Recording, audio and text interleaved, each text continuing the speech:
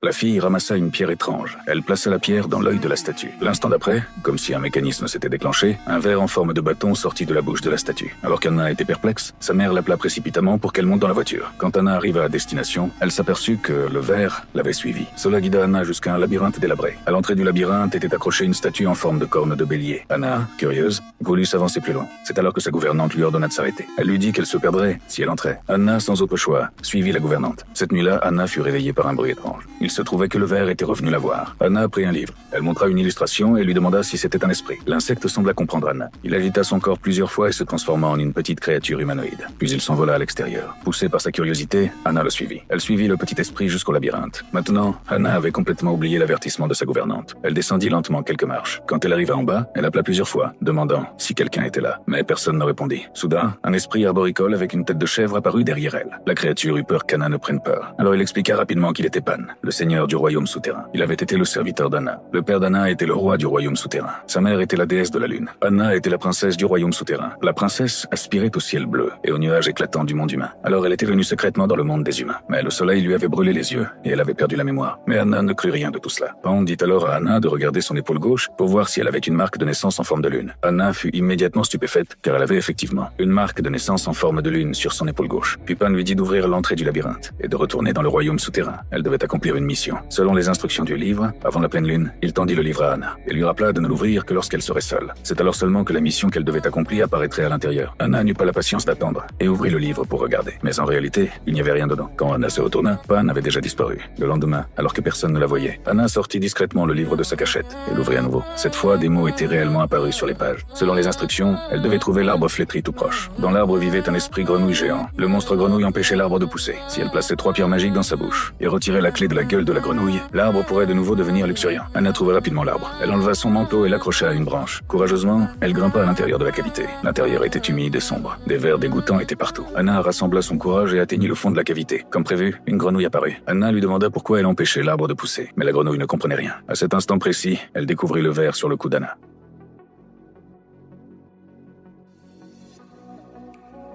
Anna eut immédiatement une bonne idée. Elle mélangea les 3 pierres magiques avec le verre. La grenouille n'hésita pas une seconde et les avala tous. L'instant d'après, soudain, la grenouille eut la nausée et cracha un tas de choses gluantes. C'est ainsi qu'Anna réussit à obtenir la clé en or.